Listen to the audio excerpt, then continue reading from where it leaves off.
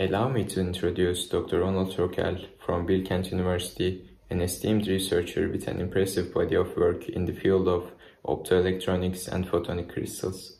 Dr. Tokel is an extraordinary teacher with the ability to spark interest and show important questions and innovations down the line. Dr. Tokel's work stands at the cutting edge of innovation, blending theoretical inquiry with practical application to unravel some of the most intricate problems in the physics today. Renowned for his work on photonic crystals and optoelectronics, Dr. Tokel's research is driven by a deep fascination with light and its interaction with matter. His work promises significant advancements in these fields, revolutionizing how we harness and manipulate light in various applications, ranging from communications via holograms and energy. One of the standout achievements of Dr. Tokel's career is his significant work on holograms, which have taught the awe-inspiring visions of science fiction closer to reality. His work in this area demonstrates how fundamental research can lead to remarkable technological advancements. Dr. Tokel's work on deep subsurface laser processing and selective chemical etching has already made substantial improvements in the manufacturing process of silicon wafers. As he continues his work in this area, we can anticipate further innovations that will redefine the way we approach manufacturing in the microelectronics industry. In sum, Dr. Tokel's research continues to push the boundaries of our understanding of light, matter, and the interface between them. His work has profound implications, not just for physics, but also how we approach technological innovation and manufacturing. I present to you Dr. Onur Tokel.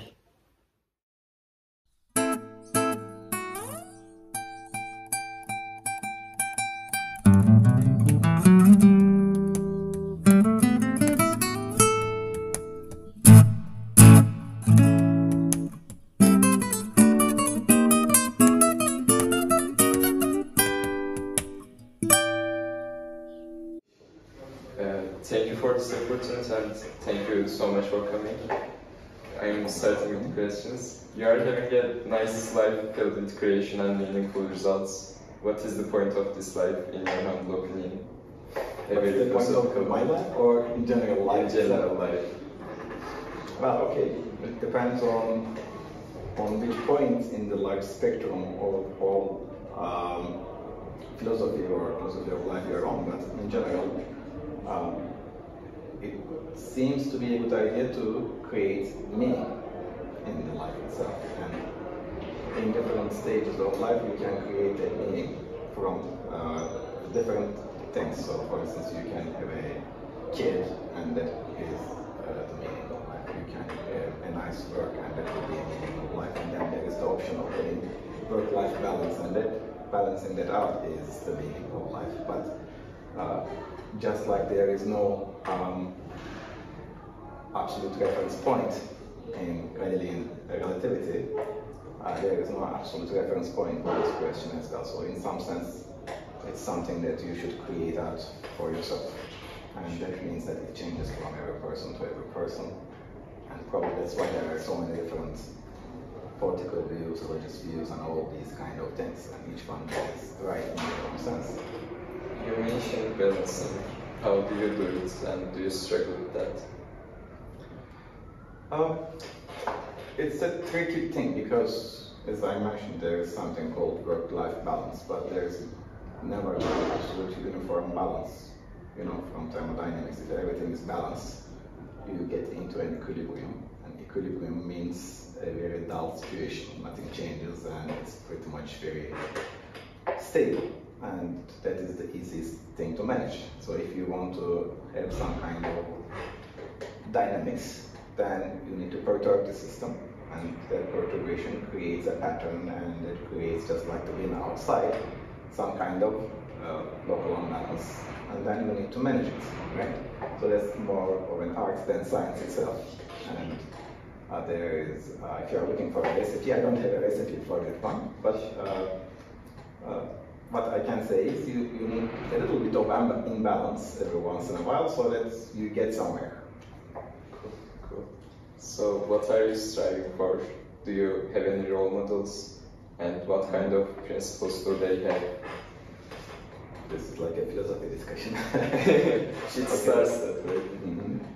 Role models, you can have role models in your life in different aspects. You can have friends that could help you to balance those things, as we have talked about. You can have, in your work, you can have role models, or you can have role models that are in your work that are also your friends at the best, if you can find one of those things. I have been lucky in those aspects, I think, personally, and so I value good people, and I like to, if I can, keep in quotation marks good people in close contact. So I thought about historical figures while writing this one. Do you have any historical ones that you consider your friends?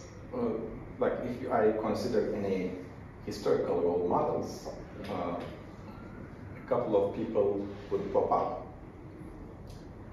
from different walks of life. For instance, of course, for pretty much many people in Turkey, Atatürk would be a fundamental role model. In particular, when you consider that I have read there's a lot of storm going on right now outside. Anyway, and the car alarms are going off. Anyway, if I consider what I was saying, yes, I read the history. I actually like history, so I have read the history of the Roman Empire, Ottoman Empire, and all these things. So I would actually, since this is a podcast for the younger audience, I assume, I would definitely suggest reading history, not because you can learn lessons. Everybody says you learn lessons from history, but you can learn patterns. That's more important. And those patterns have some kind of meaning, if I refer to the first question, in some sense. And if you can make sense out of those things, that's useful and fun.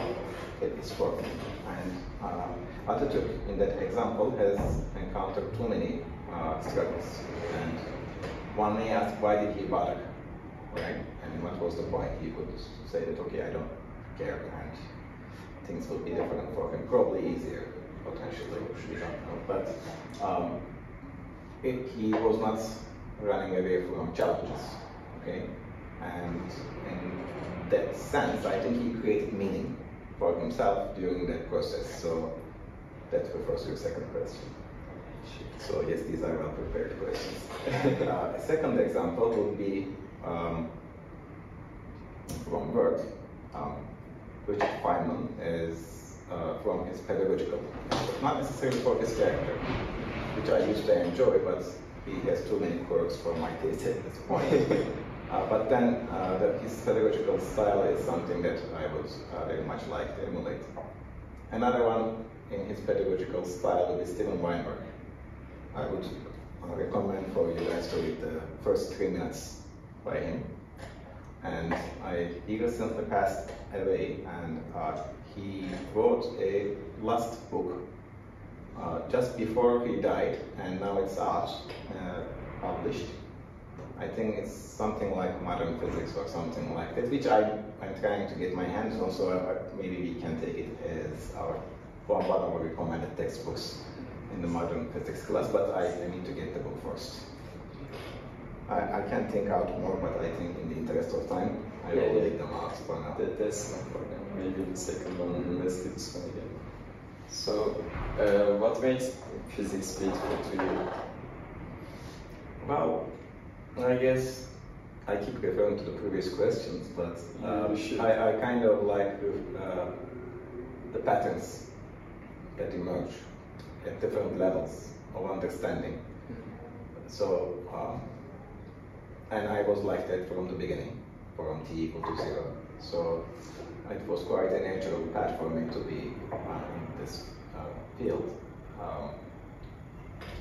So understanding that pattern is very much fun, and there are some practical implications as well, so they are also a benefit. But not necessarily, so that there, every once in a while you understand and there is this aha moment, so that's very much the fun part of it, essentially. It boils down to this. So unfortunately, when you write a proposal to a funding agency, you don't get to say that, okay, I am going to be very happy by understanding this, please give me money. That doesn't work that way in the real world, but you can have some motivations to, if there is an article that is going, you need to motivate or to motivate. But if you can do them both, of course, that's more productive in real life. Yeah. So, how did that fascination of physics start with you? Was it teachers, books, media, and when? I don't remember. So it was a very early time.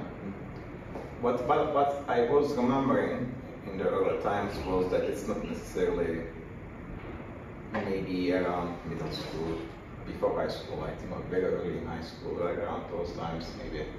I actually recognized that the mathematics that is in my head happens to predict what's happening in an outside world, which I have nothing to do in principle. So there is this interesting coupling effect between my brain and the universe. So that is, I think before even doing the math, I could kind of sense that, I don't necessarily remember exactly when or how, but that is probably fed with something. I don't know what fed that. It's probably an emergent phenomenon itself, but once you have that kind of fun, you try to enforce it or reinforce it. And you do things like you keep reading and you keep playing strategy games when you get older, and you keep reading history to see patterns, and then when you get to learn math, then you do the equations and compare experiments, and then you do experiments, and it goes on like that. So you can find ways of reinforcing that kind of thinking, and every single time it works in an interesting and magical way. So there is this article on a reasonable effectiveness of mathematics, right? So it's quite magical in some sense. Yeah. You said some kind of coupling. Why is that? How do you think about that? I answered that part. It's very magical. Yeah. So, I don't know if we will know exactly when, but that's probably relating to the fundamental things that relate to consciousness itself. Even, there are theories about quantum mechanics having the observer or the consciousness being involved in the experiment and doing the wave function collapse, those kind of. So apparently, wave consciousness has some kind of relationship with the real world. Some kind of coupling is actually theoretically proposed there, but we are in a very early stage to make concrete claims about this. Yeah. What we can do is we can still reinforce this business of science itself. Did it ever went down, that fascination, that creativity, that interest that you have in physics? What did you do when that happened, and not how did you protect it from the environment? Very interesting question. How do you protect your inner fire in some sense? Yeah. So when I'm looking to hire students in my research group, I always say that I need students with something like an internal combustion engine. İletişim model in Turkish. So what you want is students that is building the engine from inside, rather than you push the students forward, because you can push the student only so far. But if it is an internal engine, internal combustion engine like facility, then that keeps self-propagating, right? So the answer is basically we try to have that kind of self-propagation, and it's kind of like the heart, right? How do you keep your heart running? Well, you don't do anything, it's just that you protect it. If something happens, you can give an electroshock to restart it, maybe. Yeah. But that's a painful and risky process. So I think that's my analogy at this point. I don't. Well, what's the electroshock though? If you take this. No, I mean, it depends on the. I don't want to take the analogy any further. So, if you have a specific example, I can go over a specific case.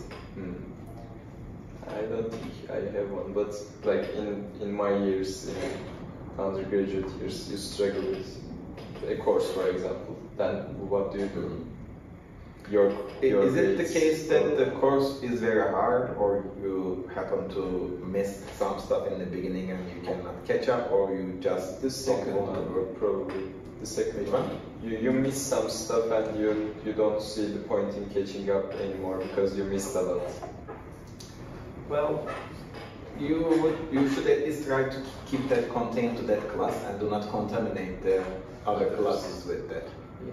And then one day you can go and read yourself and try to catch up at your own pace. And if that is a very desperate situation, you can retake the course. So, do you think there is anything that physics can't explain? We talked about consciousness. Cannot. Yeah. Many things. Yeah, so there are, well, there are certain things that we hope that it will explain one day, which go to fundamental physics, for instance, or the beginning of the universe. The physics or science in general works with a certain paradigm, and that works with doing experiments. So if you happen to be in a time and space that does not allow you to do certain experiments that will not be explained, for instance, the universe is expanding, right? And all the stars are getting further and further away from us, including all the galaxies. So if you wait long enough, that means that you won't see any stars in the sky. And if we were living maybe 10 billions, 100 billions in the future, Physics would be much different. in astronomy, you would look at the sky, you would see a total black thing, and you would have a telescope to bother looking. I mean, with the telescope, maybe you can see something, but if you wait long enough, there won't be any photons coming. So, you see, experiments are required, at least in the current paradigm. Of course, there are some newly emerging scientific paradigm-like things. The fundamental problem here, what I'm referring to, is parallel universes and things like that. There are different interpretations, and then if quantum mechanics-wise, there are different universes. How do you experiment on that universe? You cannot, so that's a problem. And in this universe, let's continue the question in this universe. okay. My point is again the same thing. If you cannot do an experiment with the current scientific paradigm, you cannot explain it. But if you want certain topics, if you want me to give names, I would go to an entirely different direction. So, metaphysics, anything that is metaphysics, by definition, is beyond physics. Is something that we cannot explain. We don't bother to explain. And if people consider that as a source of knowledge, in quotation marks, then that is outside the scope of physics or science. But maybe we could say any knowledge is explainable by any observer. By this, I refer to what you said previously. You said if we didn't see any galaxies moving further away from us, maybe we couldn't even think about that. But any observer probably would have, not one that is living there. So if we are talking about knowledge, maybe that's the thing physics can explain. That's the question actually. Do you think any knowledge can be explained by physics?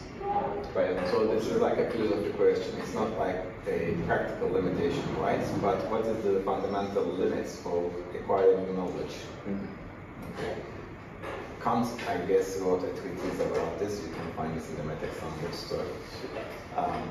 So I would not venture on philosophy. But what I can say is this. So Karl Popper is the guy that probably you should be referring to, because he is basically the dominant scientific methodology, they call it like that. Yeah, the big soil outside.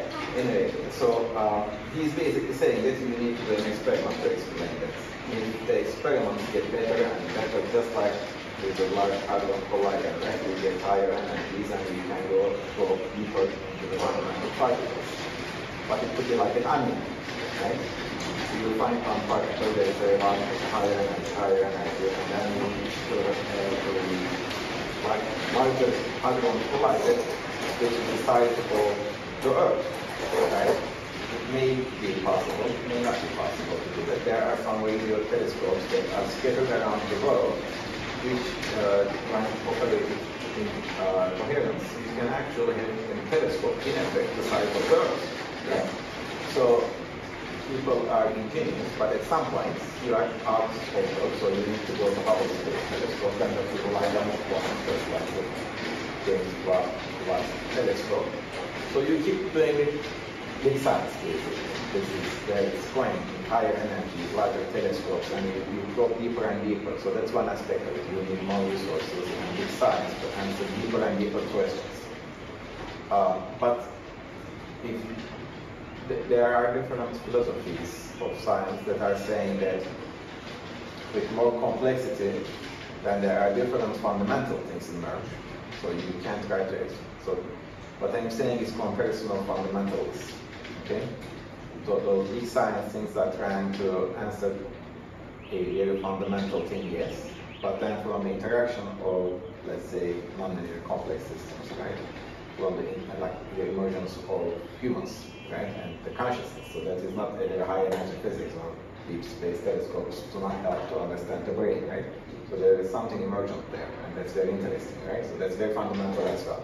And those we cannot explain as well, even if we can do experiments, but you need more ingenious experiments to explain what's happening in your brain, right? So the type of fundamental things that we are looking for and the required experiments to study those things cover a very large spectrum. And the more you go deeper, the more you explain. But if you are asking me if there is a very fundamental roadblock after which you cannot explain, the thing I would refer to is how much you can go with an experiment is your fundamental limit of acquiring scientific knowledge with the current paradigm. But the scientific paradigm is also changing over time. The meaning of scientific methods is also changing over time. So 1,000 years later, they may have a different methodology entirely, and that may allow different types of knowledge which we cannot envision right now. So that's the exciting part. Or we may run amount of experiments, and then that's pretty much it. I took one of your courses recently called The Use of Physics and Thermodynamics. You always somehow created an environment where everyone can ask lots of questions. Since I should put that in the student reviews. Yeah, I think I missed that one because of the business, I guess. So since I began my education in Bilkent, I never had such a technical class with that much of questions. So you enjoyed the class? I enjoyed the class, and thank you for being a good professor, but how do you do that? How do you create the environment that makes people ask lots of questions? I just try to create the environment that I want to be in, and I guess that helps. Sure. But we could go deeper into that if you want. That's like a quick answer. Yeah. Why do you think that is usually not the case in technical courses? Is the deeper question, I think. So that requires me to take other classes from your professors. Yeah, but just take my experience. I didn't have such experience, so why do you think that would be the case? I can speculate. Sure. Without gossip, of course. Yes. So it could be the case that I actually really don't know. I'm just thinking out right now from what you said to me. Maybe it's very much focused on the maths without focusing on the motivation of what you are doing. That could be one thing. Yeah. And I remember taking such classes as well. Like it was just math, and the professor was putting just equations and no discussion. And it was like reading a mathematical treatise and just that. So in that kind of scenario, it could be potentially easy for the student to lose the motivation to go on and follow, because you don't know what you are doing it for. and where it's going to get you towards, and how it's going to connect to the rest of the big picture. That could be a problem, I guess. Does that seem to be accurate? Yeah, it's probably accurate because they don't think about the meaning, just the applications or the questions, the examples, not there. Also, there is the risk of keeping always the big picture in the mind, because if you keep doing that, then it's also potentially easy to lose some students. The reason being that that's a challenge, because you need to have you need to present the matter in a way that is understandable, and also you need to refer to a larger picture, which is something that you don't necessarily know in that class level. The professor knows, the students don't know. Maybe I'm in physics 211, sometimes you may remember I'm referring to physics 212, sometimes I'm referring to quantum mechanics. And I'm saying that this is going to be useful here later, this is going to be useful here later. So that requires to cover a lot of things in the mind. So sometimes I give examples from future classes and say, okay, now I said this, but now forget this. Just run this in the background of your mind, you will understand what I mean 2 years later. So those kind of things, it's a little bit hard to, that kind of teaching style is a little bit hard to use for everyone, because you need to remember all these things from different classes as well. You need to make the connections, and you need to present them in a way that fits into the board without scaring the students, without losing the student that is following the whole thing by a simple thread. So you need to demarcate it very clearly, say that this is not within the scope of this material. It is perfectly okay for you to ignore what I'm saying on the side, it's a diversion. But for the students who are following everything with a very good picture of what's happening, and with a sense of what may come, they can make use of that information to create a very nice network in their minds. And that is something very valuable, I think. That's why I'm doing it. Okay. I think it's very valuable too. And in this semester you came for just one lecture and taught us quantum mechanics, and you said, I want to teach you quantum mechanics the way I would want to learn it for the first time. And you started with a lot of postulates that quantum mechanics starts with. It was quite inspiring for me. So, would you say that is the right way to teach physics? That was the right way to teach physics on that particular condition. Not always. The way that I teach physics 211, for instance, is basically following the same style, but put in a very different structures. Yeah. The spirit is the same, but the presentation at first may look different. So you need to actually consider the whole thing to understand that they are basically one and the same thing from different perspectives. What I can say is, so I put a lot of actual thought about these things. It's not like I do these things lightly, but it's not always easy for the students to see what I am trying to do there. And it has been the case that they say that I am basically going too deep, or yeah, that's pretty much the concern there, because if you give too many examples from different fields to make connections, then they say that it's too deep beyond the scope of this course or things like that. So there is that kind of balance, which is a very big challenge to keep. Yeah. I would definitely prefer a lot of fields one though, you know. Like, well, I don't do it all the time. It's just like when I think that it's critical, I bring that out. Being too deep should be good though. Why would students don't like that, and why do you think that is? Because I said, Feynman said that he's trying to give the classes in a way that even the best student in the class doesn't understand every single thing. There's a little bit of stuff that's left out to, you know, For sure.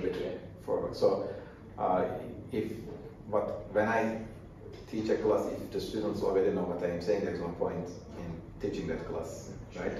But if you go too deep, then the students can easily lose you. So you need to follow a structure, right? Which allows pretty much everyone, ideally, to follow it. But there is no way of making sure that every single student understands 99% of what you are saying.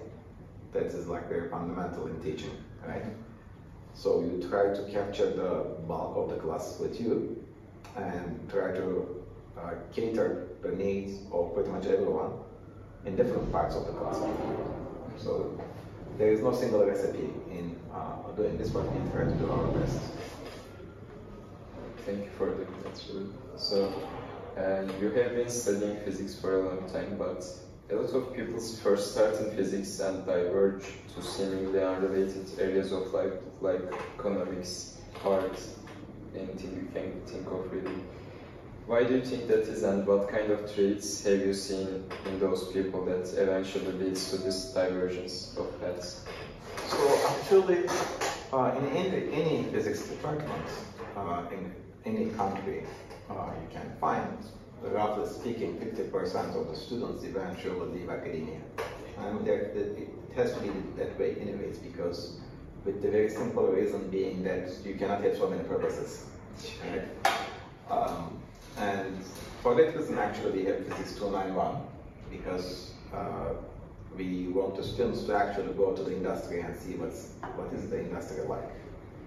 And even after, and it's common that even after doing a PhD in physics, people can leave physics and go into the industry. They go to finance, they go to consulting, they go to different companies, and in US this is much more common. So it is, it's natural, I guess, that this is. Do you see any pattern in those divergent people? Or the ones who stay? The ones who stay, I can say that they are the ones, they are not the ones, but they include the ones that can take challenges over and over, right? Because academia in general is very challenging. There are different roles that you have to get into in different at different times, sometimes simultaneously. In particular, if you are an experimentalist, for instance, we need to be able to do budgets, we need to be able to write projects, we need to be able to buy stuff, we need to deal with people from outside the university. And then you need to write papers, proposals, talks, conferences, organize things, and then committees. And then you need to teach classes, and you need to teach classes that the students are happy with. And these are just the first couple of things that come to my mind, right? So if you want to be able to do all these things in a very finite amount of time, then you need to have certain skills, and you need to be able to deal with different types and levels of challenges, sometimes simultaneously. So that can be considered an achievement, and or it could be considered something that you don't want to do, right? So it depends on where you put your meaning.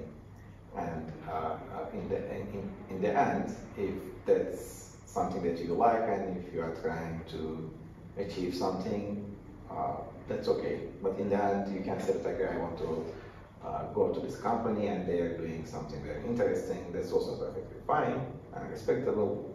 So, and there are many challenges, but different types of challenges in those paths of life as well. So it's not easy to say which pattern is more common in which path. So you have been experiencing a lot of academia, like you said. Are there anything you would want to change in it? What is the ideal academia for Onur Tokel?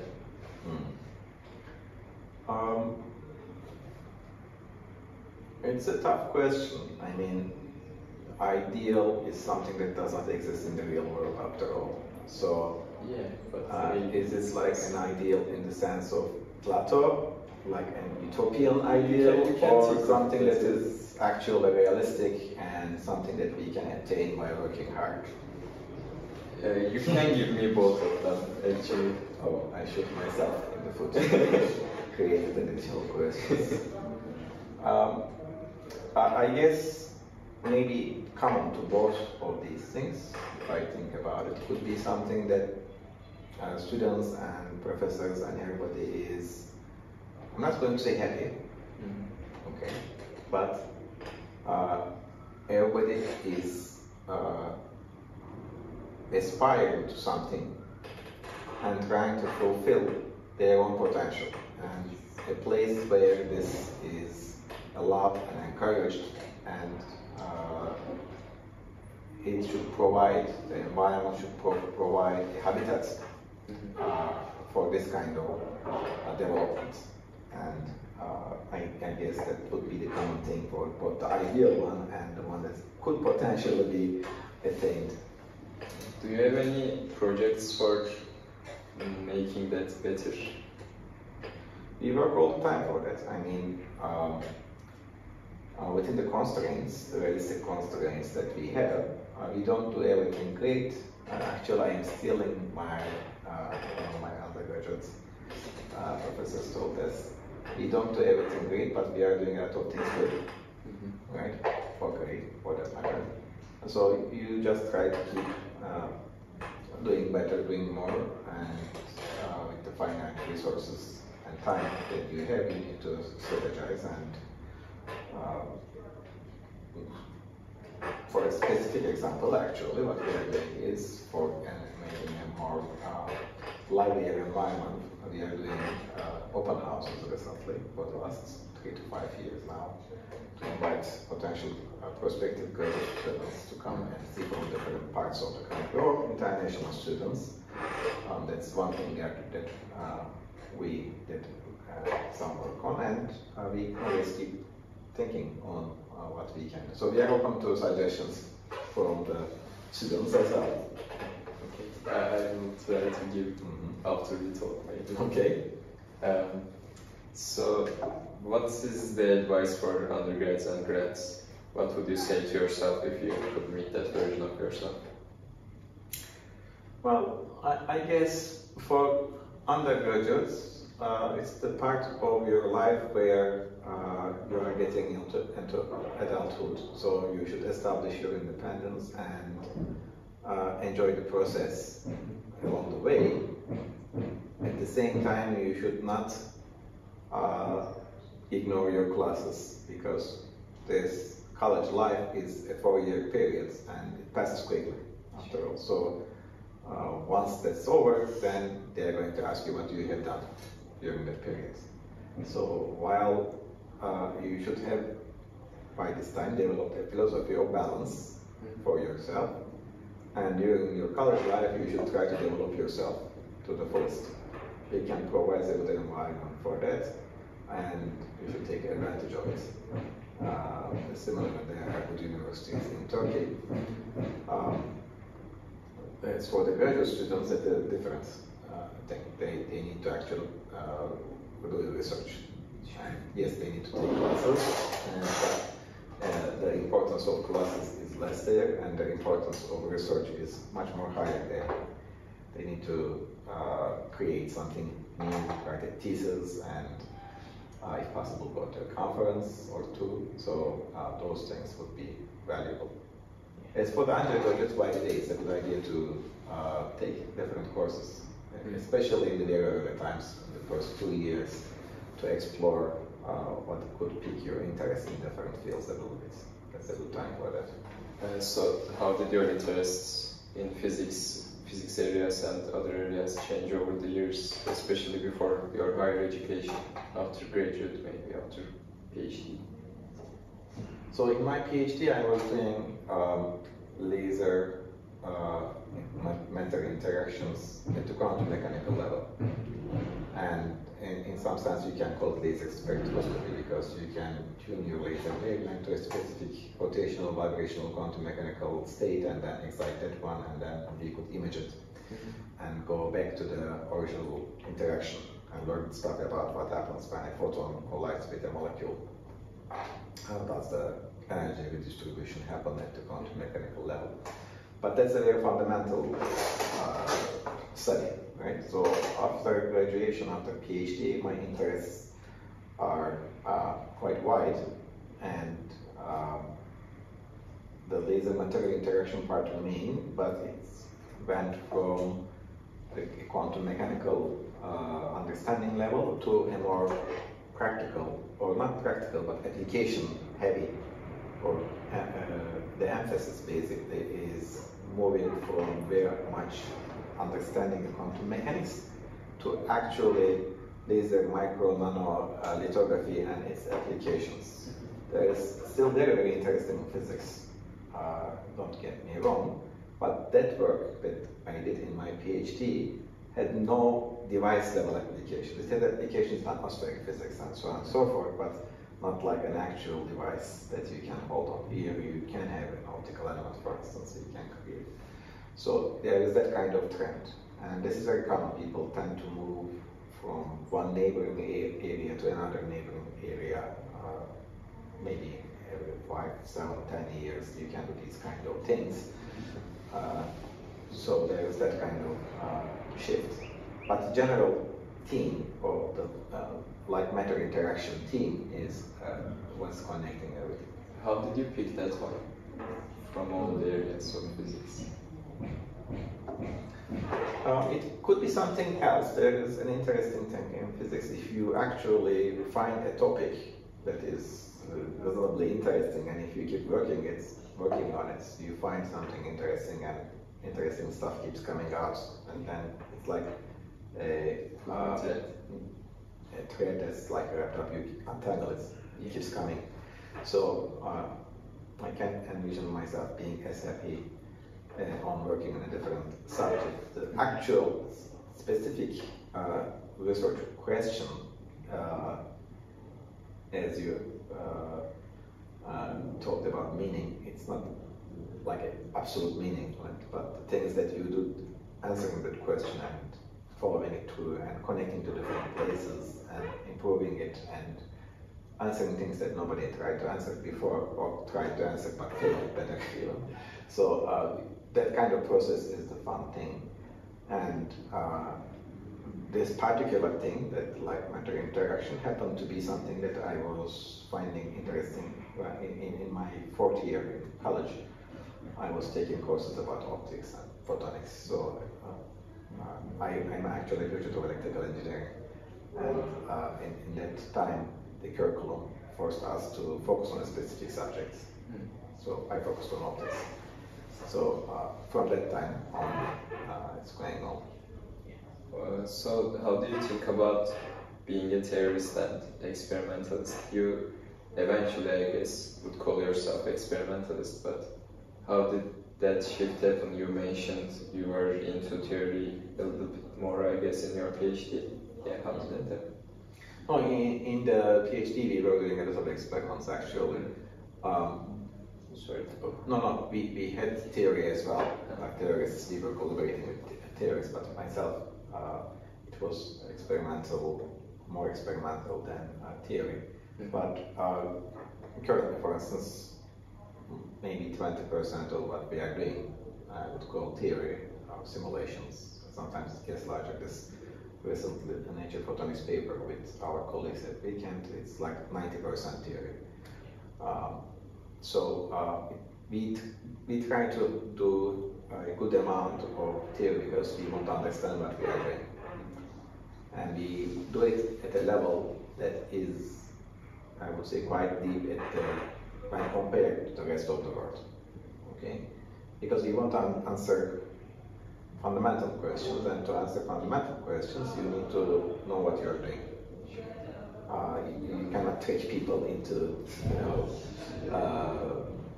at this level of science, it doesn't work like that. You actually need to know what you are doing, and you need to convince people that what you're doing is reasonable and sound, and checks with all these cross checks. So you need to understand the experiment, you need to understand the theory, you need to understand the entire field, and you need to contribute to it.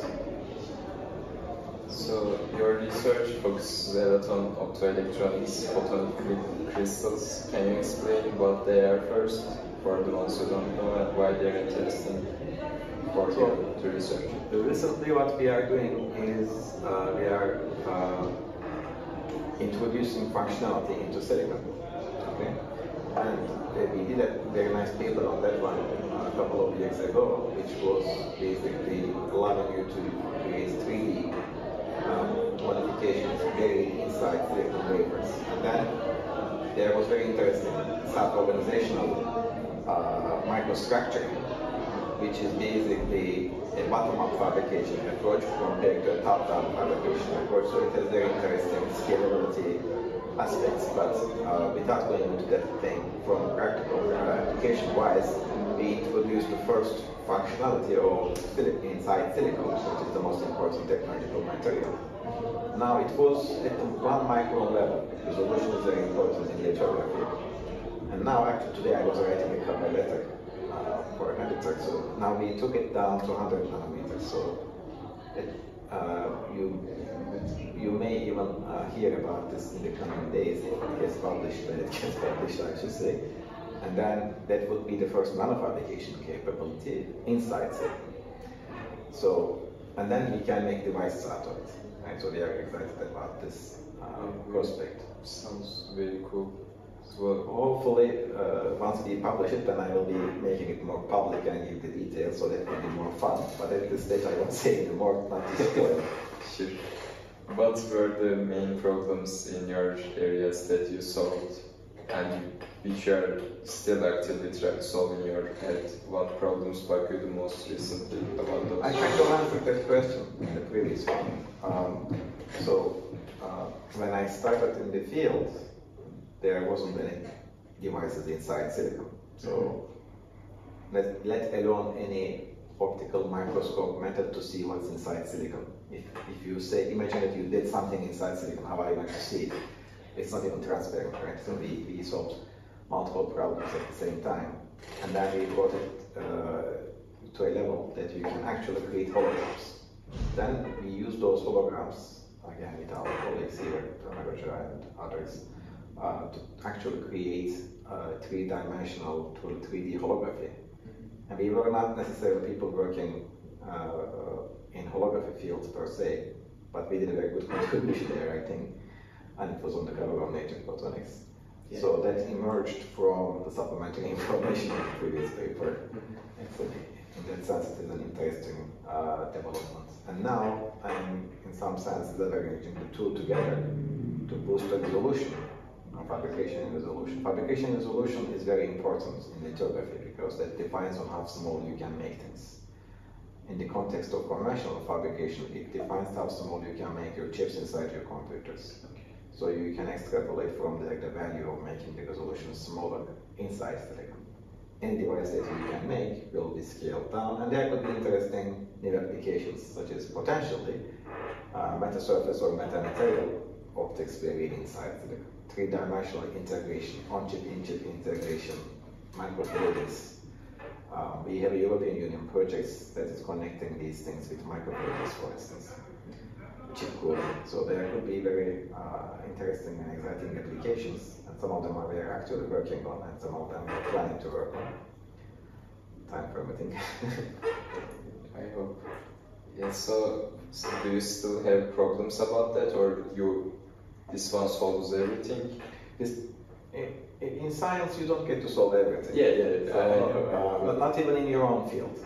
So, and it would be very boring if you solve everything at once. Luckily, any good scientific work brings about new scientific questions. So there is that nice trend. If you do a good job, that means that you will have more questions to answer for.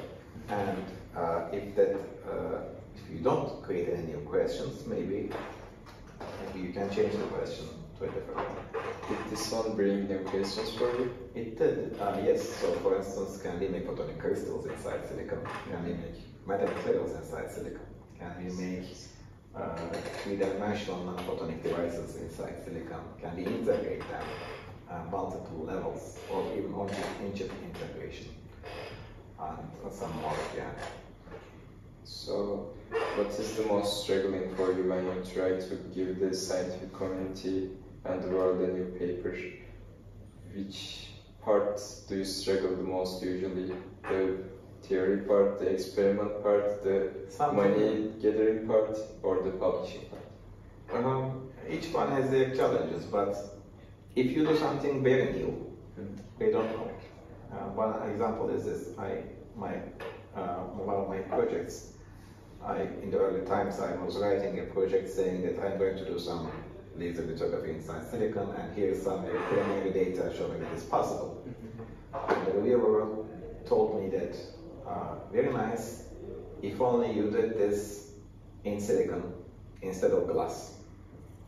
He has seen this in glass, he thinks it's in glass, but I wrote that it's in silicon. So even if it says silicon, experts in the field can take what they have seen before and assume that it's glass, and then say that, yeah, it's very nice, if only it was not in glass and it was in silicon.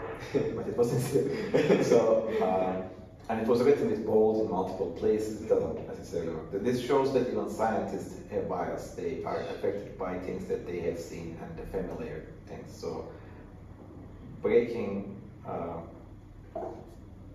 that sense of familiarity with something new and convincing people is one of the most challenging things, I think. Okay. But that doesn't necessarily happen to be all the time, because you don't always do that fundamental stuff all the time. So what you said in other aspects are also important. So we do experimental work. You need to write a proposal to get grant funding to do that work, right?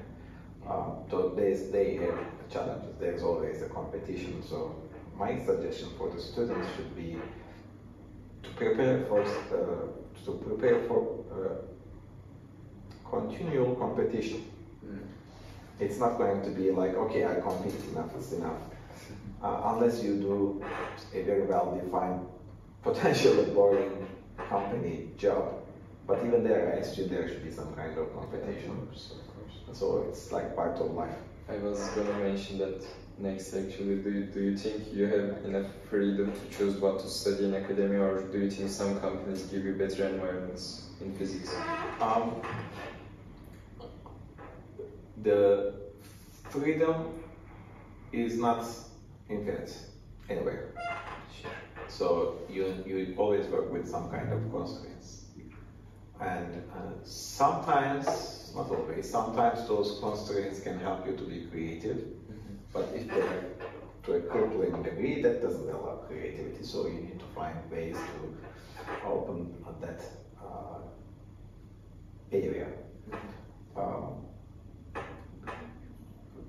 I would say we have a reasonable amount of that, and for instance, in the US, there is a different effects in many places. What you may call this as directed creativity, and it happens this way. So the DARPA, the funding agencies of the Army of US, for instance, they say that we need this kind of projects, very well defined. And then people compete for that call or proposals and then get funded, and they do that kind of specific thing. So that allows you to do the research, but that is directed towards the needs of the army. But what is the alternative? Then you may not be able to find any funding, and then you do that. Okay? So that's a constraint. And some people prefer that, some people don't prefer that, but that's kind of a fact of life, is there. There are different funding agencies funding different things at different levels everywhere. So you need to identify which is the best for what you are trying to do. So, are you still going for side quests? Do you sometimes wonder and think about other physics problems that is not in your area but you were once interested in? Like, you cannot go too much out, and of course you can go and read something and enjoy it, things like that, but to actually work on something requires a lot of attention, especially when there is larger constraints, like that way, in certain times. There is not always the same amount of constraints, it also changes over time. So you need to focus, and of course I try to read as much as I can, but you can't read every single paper coming out, not even in your area. So every once in a while you try to choose smartly as much as you can to read different stuff. In one of our lectures, I remember you have talked about your work published in big scientific journals. One of them is Nature, which were what holograms. Can you briefly talk about how you achieved that in simple terms, and tell me how did that dream you developed while watching Star Wars coming true felt? We did that paper with Ömer Hoca, and he's also a Star Wars fan, as much as I. And so, for me, what I kind of remember is in the silicon paper, we made a simple hologram, and it was Darth Vader from Star Wars. And, the paper was reviewed and accepted like that. But then the editors said that it's copyrighted material, and at the time, or just before the time, LucasArts, the makers of Star Wars, was purchased by Disney, Walt Disney, which is evil. So don't be come by the Mickey Mouse. Mickey Mouse is evil, because they said that even if you get, if I remember correctly, they said even if you get permissions from Walt Disney, we wouldn't want to put Darth Vader because they can sue us. So we had to remove it. And one good thing came out of it is we put the Bilkent logo there. But then we were interested in getting back to them. So we put the X-Wings in the supplementary video of the next paper. And there is, on the cover, we have a spaceship that looks like this, so you cannot replace that. But, so those are little things that we may have our fun, but that doesn't necessarily go to the science of what you are doing. But yes, you can have some fun with that. Can you tell me a little bit about how you managed that, making the hologram part? So, what you do is, you try to store the 3D information of an object in the 2D plane of that hologram, and then you do it in a way, mathematically, which I cannot easily describe, but I can attempt to, at least in some sense. And then you try to project this 3D object with different parts of the object projected into different consecutive planes, under the condition that individual planes do not cross-contaminate each other. This is, in some sense, like a Riemann sum. Imagine that you have this curve, like in calculus. You divide it into small pieces, and then once you combine them next side by side, you have a continuous curve, right? You can do the same thing with a 3D object. You divide it into pieces. Is there a limit to how thin you can get? Yes, there is a limit. So, it is related to the depth of field of the projection lines that you encode on the SLM. But you can have enough number of layers because you can put them closer and closer by simply making your projection or hologram larger and larger. If you give me a hologram that is the size of this wall, then I can make this projection in a very realistic way. But one thing is we are solving the half of the problem, and once you project it, how are you going to see this? You need a medium which would be able to scatter the light towards your observer or the eyes in a thresholding way. So if the intensity is lower than something, it doesn't maybe scatter anything. If it's above something, it scatters uniformly over, and you can see this object. Of course, there is a problem, so light could be scattered from the back parts and the forward parts, so that you will see a transparent object. You can solve that problem, but you can do some tricks to solve that maybe in the future. We don't do that because we don't have the medium. So we solved only half fundamental big problem. You need the second part. One day, if it is solved, then maybe you can have actually real 3D holograms, not like a gimmicky things. But this problem. When we solved it, also it was very hard to explain to people because this idea of 3D holography is everywhere. There are fake companies, fake articles, papers, they always say we had 3D holography. Actually, when we did the paper, we thought somebody must have done this before because we have seen so many stuff that is 3D, but we keep looking and looking and cannot find, and then eventually you start to understand that it's not solved. We will see. Maybe one day somebody develops an underlying medium. When would you guess? Like how many years? It's impossible to guess. It could be 1 year. It could be 100 years. It looks at just one. It's not something that I work on. Like I don't develop a non-linear medium, so not in my field. But I can imagine that it's within our lifetimes, but I may be wrong. I hope, yeah. There could be another way of achieving the same effect without these things as well. So, do you have any ideas for it? There are some other methods that allow you to move particles and trap particles and do things like move them fast and things like that. So let's see what happens. We don't know. Will you bring other technological dreams to life? What would you try to bring to life from sci-fi if you had the chance? The first part I will not answer, that would be spoiler. If I knew. But if I had the power to imagine, if I go to sci-fi. One of my favorite books is Foundation by Isaac Asimov. So, by the way, I can recommend some sci-fi books. Isaac Asimov's Foundation is very nice because he's actually bringing prediction capability of physics into social sciences. And he's making a prediction, so in there is galactic civilization that is collapsing, and this eternal civilization, once it collapses, there will be a 30,000 year of dark ages, and he makes certain predictions which make it down, which he's trying to make it down to a couple of 100 years or 1,000 years. And the whole book is about how this is possible, or what if it were possible, how it would work out.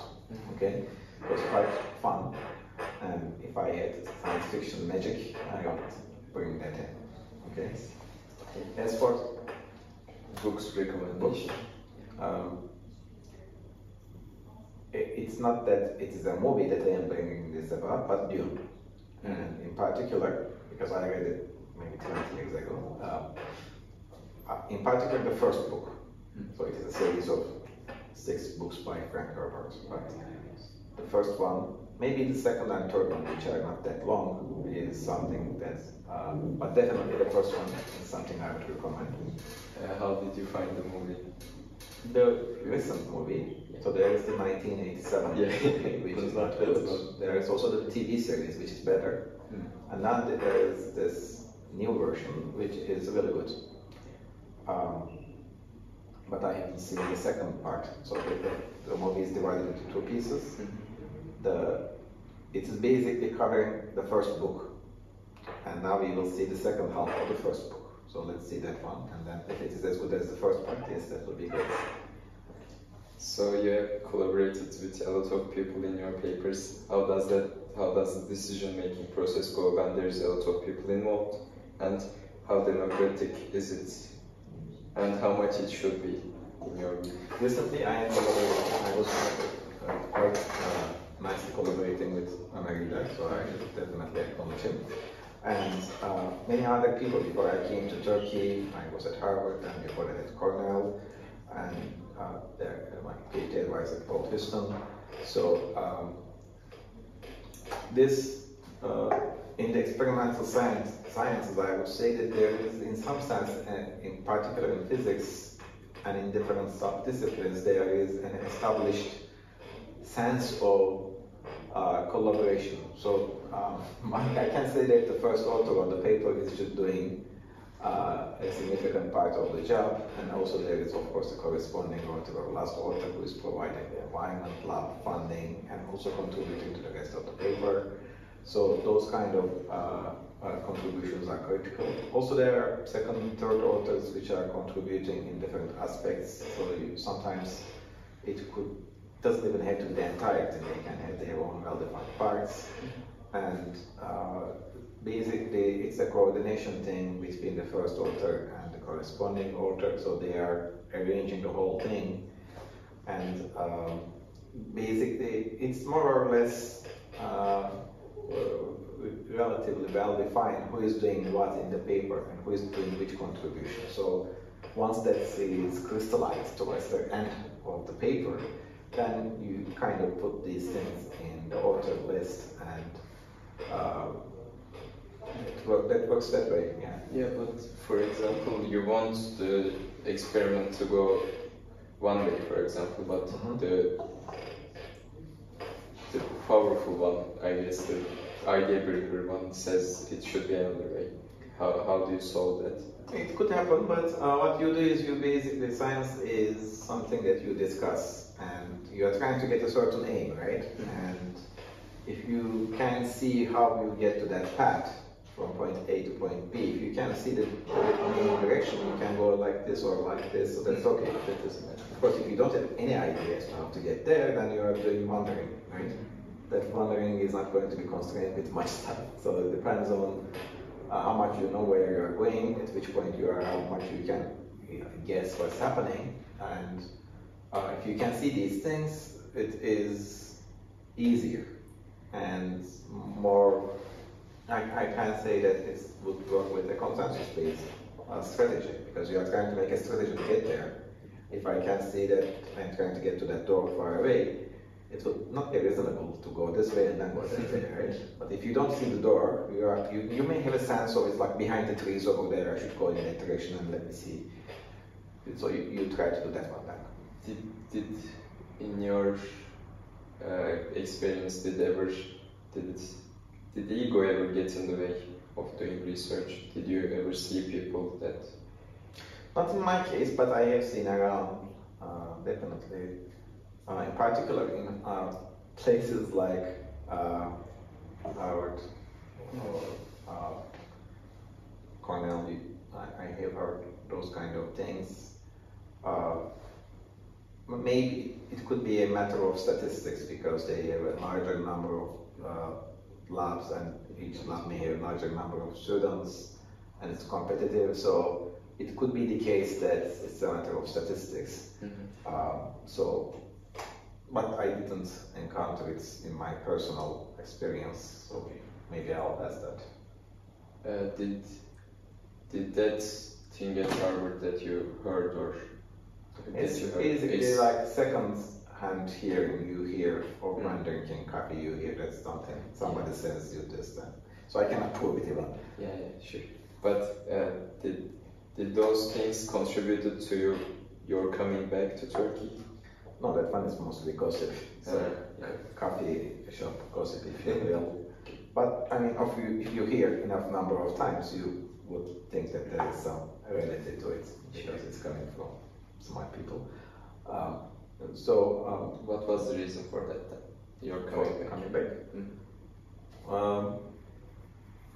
This reminds me of something else, actually. Let me not directly answer it and then come back to it. So, you know, when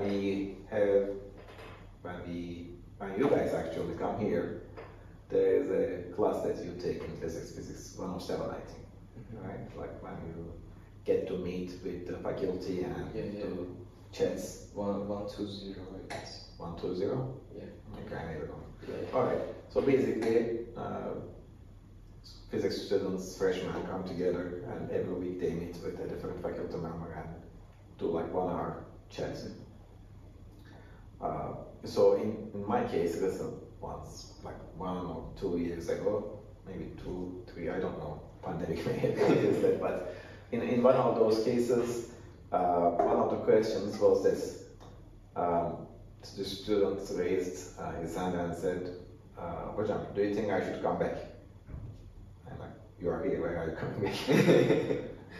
He's like, oh, no, I mean, like, I will go leave the country after I graduate, and then should I come back? Like, he's asking 5 years, 10 years later. It might be me, by the way. Possibly. So, I don't know, I don't remember the face of the student, but that is a question that is a little bit unfortunate, because in our time when we left the country, every single one of us, not every single one of us, but like a significant portion of us would be thinking like, once we finish our education here, we would be, if there is opportunities back in Turkey, we would come back, right? But for instance, students from China, India, Vietnam, those kind of Eastern countries, students coming from there would have no interest of coming back. All right, so it was not a very weird thing to think that why should I come back? So that it's more like a natural question. over the years, I think, in particular, maybe even recently, that became more like what you are asking or what you may have asked before. There could be a kind of outward flux compared to an inward flux. But to overcome at least some aspects of it, we are doing open house and other things. But yes, you are right. There seems to be some kind of upward trend, which is something that we don't want. But we would want to be hopeful and hope that there will be a different stable equilibrium point where the inward and outward fluxes become at least equal. So, was it a political answer? Yeah, it's kind of easy because you didn't talk about your own experience. What No, I mean, actually, I kind of answered it. I had that kind of. It seems like my decisions are pre-made. Like I have a tendency, and then I go and do it. Yeah. So, like choosing physics or optics or drawing or cunning. So you see this kind of like I don't kind of make, I guess, immediate decisions. I kind of guess that this is the path, and then we follow it kind of thing. Maybe it's like that. So, but of course, you over the time you keep thinking and reevaluating every single decision. It may work out the way that you imagined in the beginning, maybe. But some people it changes. So I think it's valuable for even students who are living in Turkey, because eventually with the education that they have, they may come back, hopefully some portion of them, and then they will create a more diverse place in Turkey. Let me put it that way. So I will come back to your research areas now. So how do you envision the future of laser nanofabrication and silicon wafers after your paper comes out maybe? And what are the potential breakthroughs that could revolutionize microelectronic and optoelectronic manufacturing? What is the dream? One fantastic thing would be an extension of what we are doing in the European project right now. What we are doing there is we are basically trying to create microfluidic channels buried inside chips.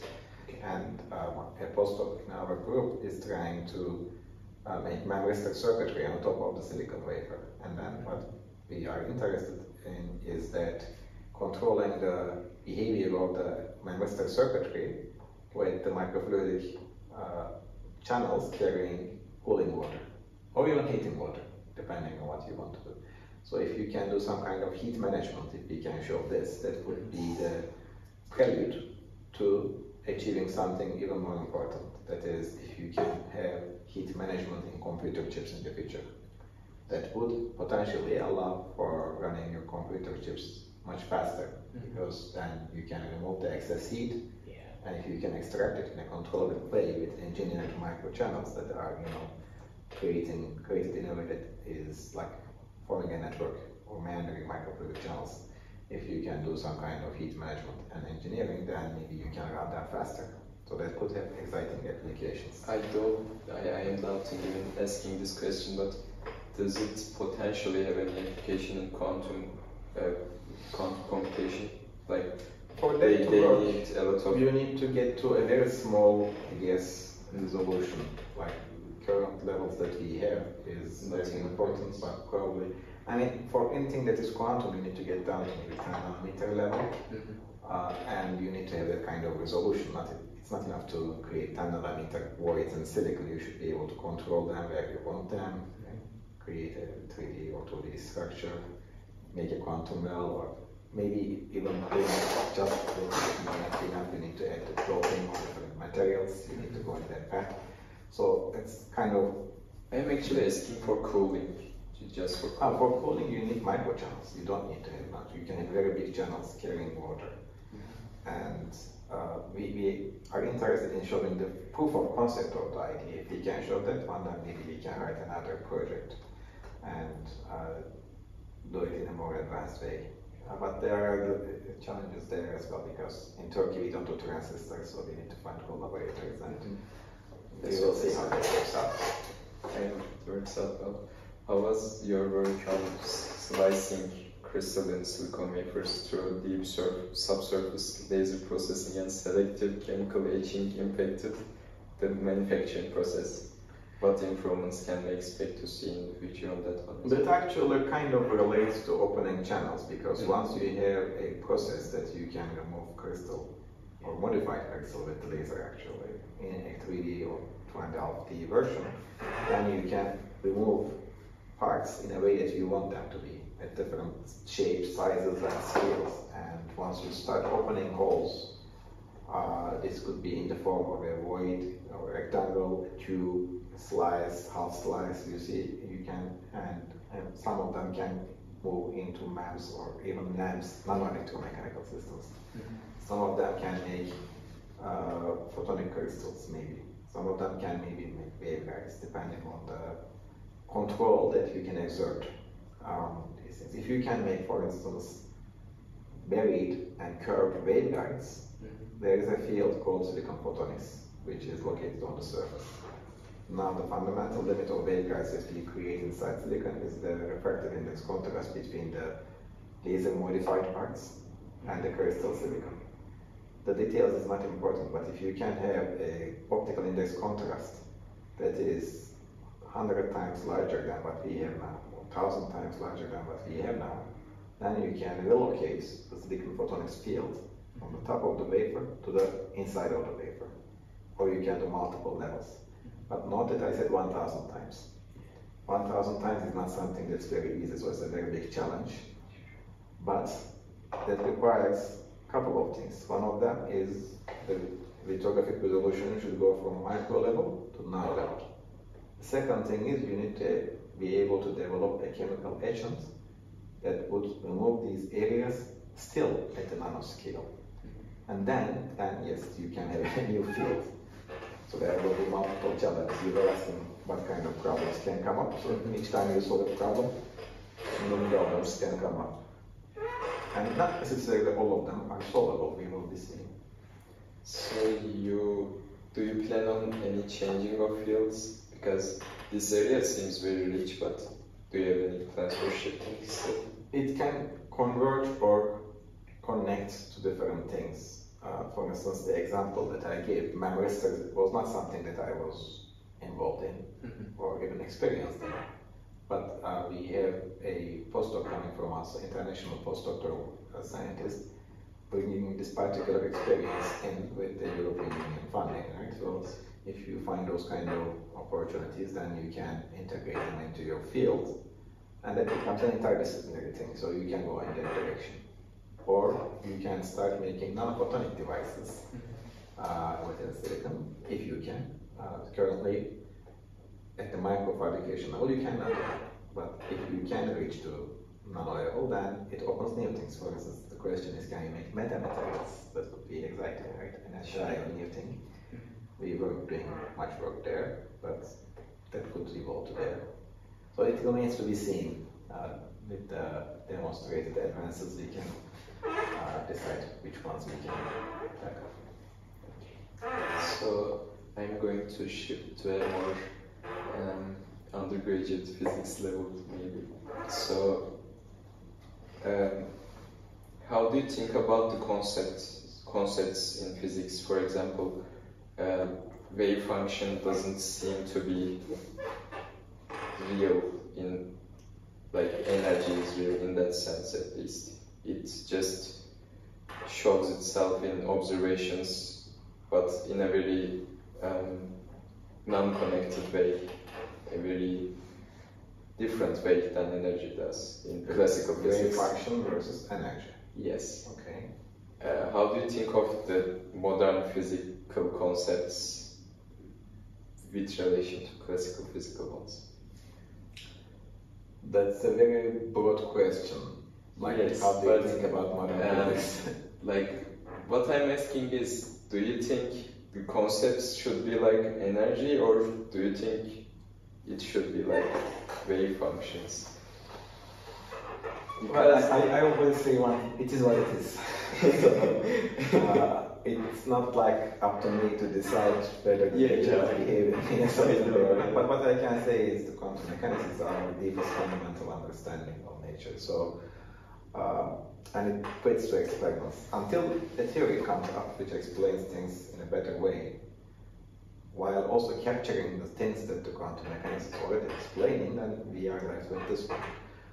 The mathematics, there are no problems. It just works beautifully, and we know how to make it work. The only thing is the interpretation part. And the reason that there is some freedom in interpretation is that we cannot do an experiment to differentiate between these different interpretations. So what happens then is that you can pick and choose whichever one you like.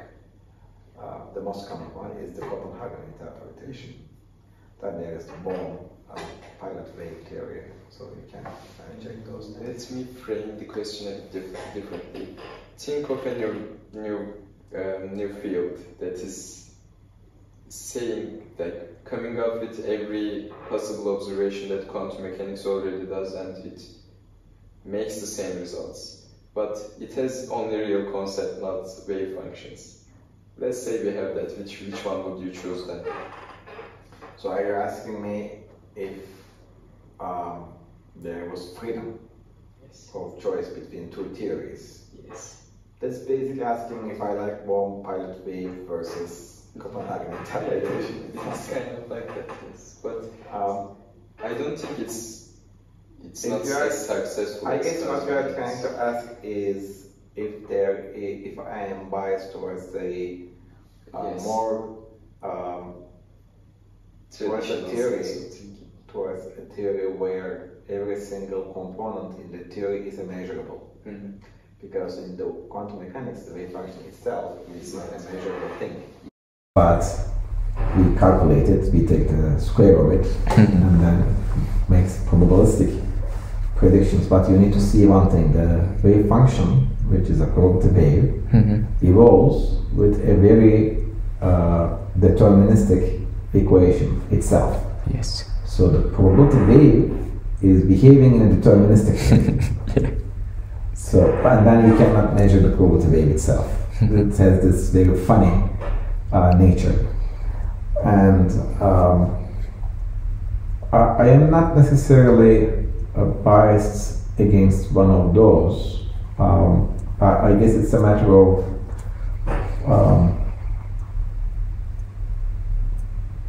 I don't want to repeat what I said about the Copenhagen interpretation on pilot wave, but I mean, you can choose one of them. It's not like one of these things doesn't seem to be more fundamental than the other one. People try to, okay, here's the deal. If one of them makes a new prediction that the other one doesn't make, then you go ahead, and you are talking, these theories are very constrictive. There are many constraints, and it's bound. If it's a very different thing, which is explaining very much of the same large set of experiments, you are bound to find a prediction that this one makes and the other one doesn't make. And you should look for it and do an experiment and see if it works or not. If it works, then you switch to that one until you find a better one. It works that way. But it feels it feels probable to me that two models always make same predictions but have different postulates.